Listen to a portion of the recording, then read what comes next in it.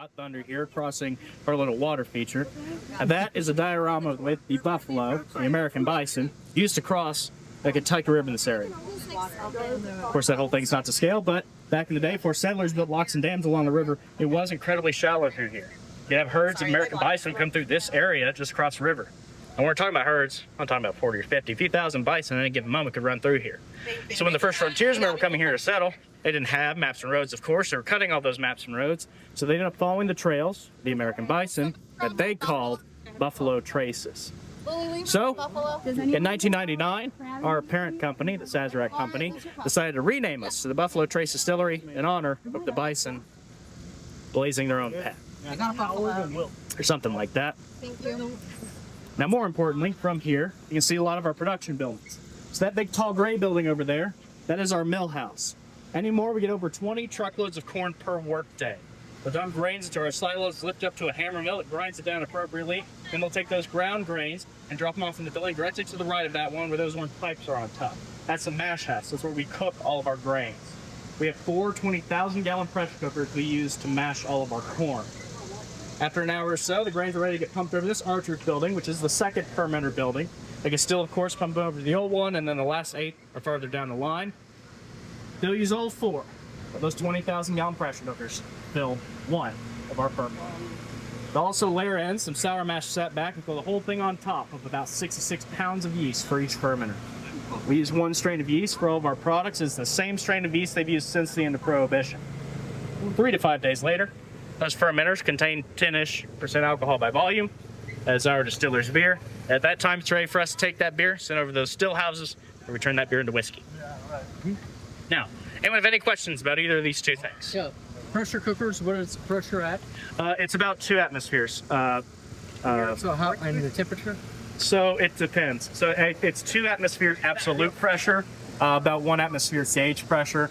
The corn is going to mash under pressure about 240 degrees Fahrenheit. 240, okay. Yeah, that's for the corn. The other ones cook at, mash at different temperatures, but then when we cool it down, it doesn't cool down all the way, and so it mashes as we mix it as well. So that's part of it, as far as I understand, looking at some of the numbers. So that releases the sugars pretty well. Yes, so yeah, with the mashing, we want to take those the starches, which are long chains of simple sugars, and stretch them out. Basically, what we're doing with those pressure cookers is we're making, for each one, 20,000 gallons of grits.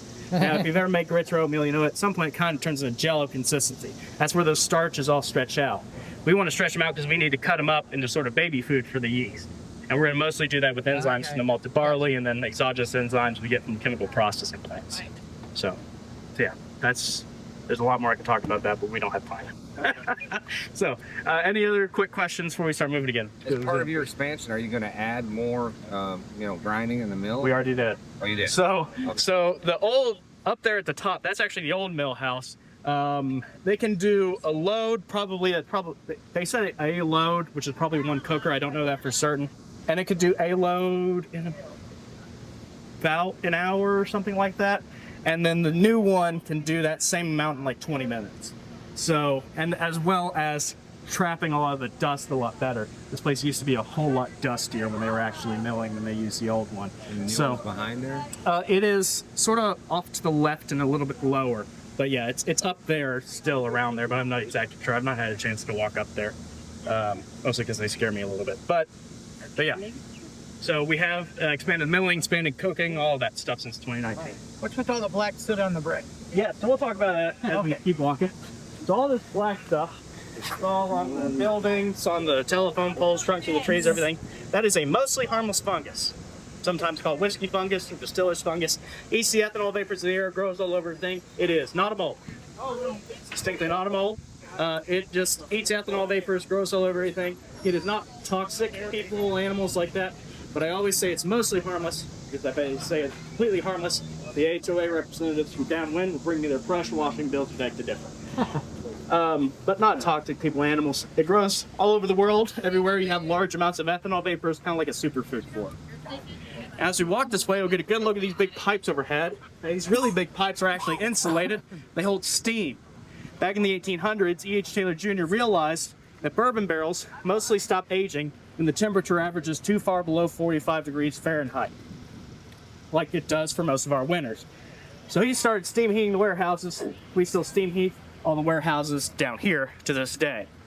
All these smaller pipes you see, they hold either bourbon or whiskey depending on where they're going. As I mentioned, our still houses are over there, but the cistern room where we fill the barrels is halfway down this road that we're walking on right now.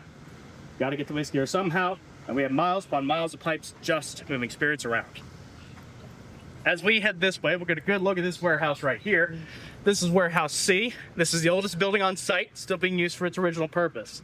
It's an aging warehouse, been aging barrels of whiskey ever since 1885 when it was constructed. Now as we walk along the length of it, you may be able to notice through the windows, there's actually more floors than there are windows. That's because Warehouse C is currently a rick house design. Back in the 1800s, when the rick houses were invented, they didn't have the fancy lifting machines that we do today. It took 4 men to have to pick up the barrels, put them in the ricks.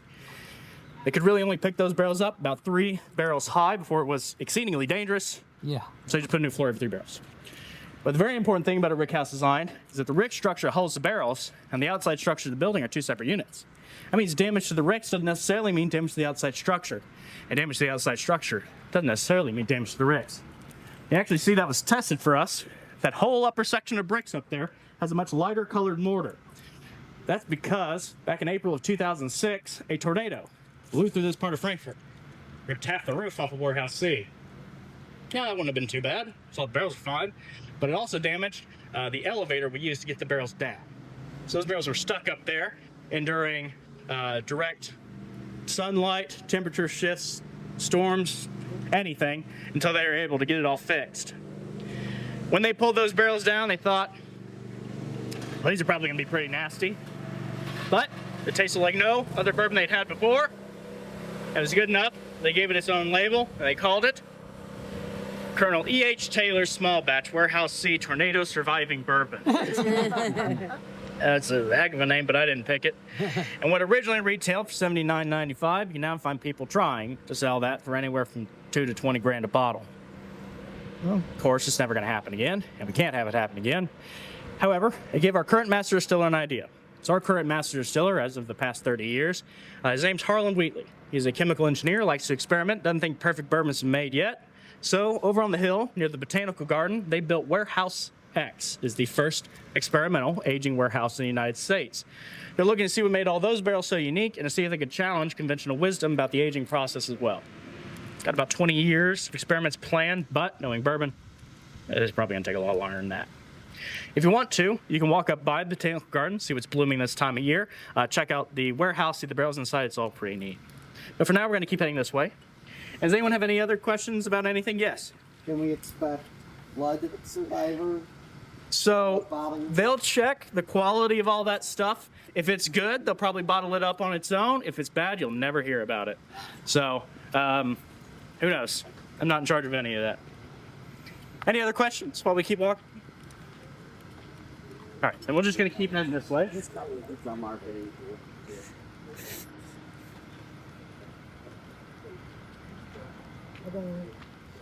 Tomatoes up there. Yeah, I've seen Nasty river. All right.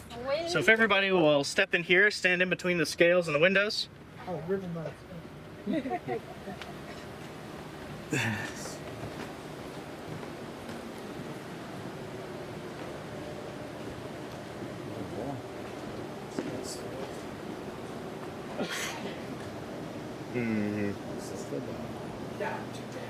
So you see the hands.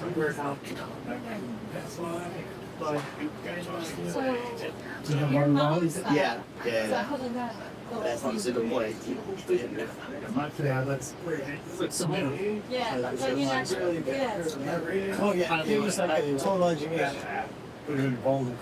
Yeah. Good conversation. That wasn't good.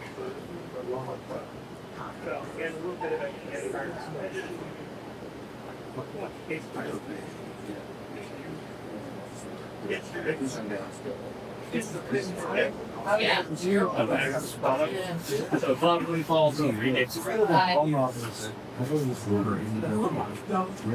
All right, so this horribly dark building that we're in right now, this is the branding shed. This is where our brand new barrels get unloaded. Got a loading dock over here that 2 semi trucks can back up to. We'll have a team of people to make sure these barrels weren't damaged during ship. If they're all good, they get put onto these tracks, and they roll down towards the conveyor belt for the end. The conveyor belt takes the barrels to that green hallway towards the cistern room where the barrels are filled. Now, barrels are incredibly important for making bourbon whiskey. Depending on who you ask, they'll tell you anywhere from 50 to 70% the flavor of bourbon comes from the barrels and aging process alone. Now, by law, we use new charred oak barrels. New means they've never been used before. We get our new barrels anymore from our own cooperage, Cumberland Cooperage in East Bernstein, Kentucky. Once we fill them, age them, dump them, we can't ever use those barrels to make a product called bourbon ever again. Now we can make something else with it, but we can't call it bourbon. And you wouldn't really want to anyway. Because see, these barrels are sort of like tea bags. You get that first cup of tea the way you like it. Every other cup after that, you're going to have to steep the leaves for longer and longer and longer until eventually you scorch the leaves. And it wasn't really worth the time you wasted at the beginning. These barrels work very much the same. It's very hard to get the flavor of a new barrel out of a used one. Of course, we don't just throw these away. They want to have lives as Scotch barrels, or whiskey barrels, tequila, rum, beer, tobacco wrapped for cigars, coffee grinds, honey. Pretty much anything you think could be bourbon barrel aged and has tried it, or at least tried to sell it. So, none of that really is thrown away. Now, the charring part of the phrase, new charred oak, happens at the cooperage. Let's take an 800 degree natural gas flame, burn the inside of the barrels for 55 seconds to get what is known as a number 4 char. This charring process is pretty important as well. First thing it does is it caramelizes the sugars in the woods, gives them a nice different flavor. Next thing it'll do is it'll create more surface area for the whiskey to push into the staves over time. As these barrels heat up, there's a lot of pressure inside and the whiskey will steep into the staves. When it cools down, that pressure is released, whiskey pulls out of it, bringing with it a lot of sugars, a lot of the flavors, and all the color for the whiskey from the barrel. Now, most of our barrels are made from American white oak. I reckon anywhere from 90 to 99% of all the wood we use anymore comes from the foothills of the Appalachian Mountains. But, by law, we can actually use any species of oak we want. So we've experimented with different species of oaks in different countries. They've used French oak, Canadian oak, Spanish oak, Mongolian oak, different species of American oaks as well, all in search of the next best thing. Now, anyone have any questions about barrels at all? What's the difference between toasted, like you get it toasted? So the difference between toasted and charring the inside of the barrels is the amount of heat and the amount of time it's put on their fire. So a char is going to be really hot and for a very short amount of time. As I mentioned, this was 800 degrees, 54 seconds or something like that. I didn't get the running start, so I don't remember it. But a toast is going to be remarkably lower and for a much longer amount of time. So it'd be sort of like getting a nice browning on a marshmallow versus sticking the whole thing in the fire and charring. Same thing. And so with the toast, you're not going to get the sort of extractive qualities from the char, where the char kind of acts as a charcoal filter layer. And you're still going to get a lot of the caramely notes from the toasting and browning and stuff like that. So yeah. Any other questions?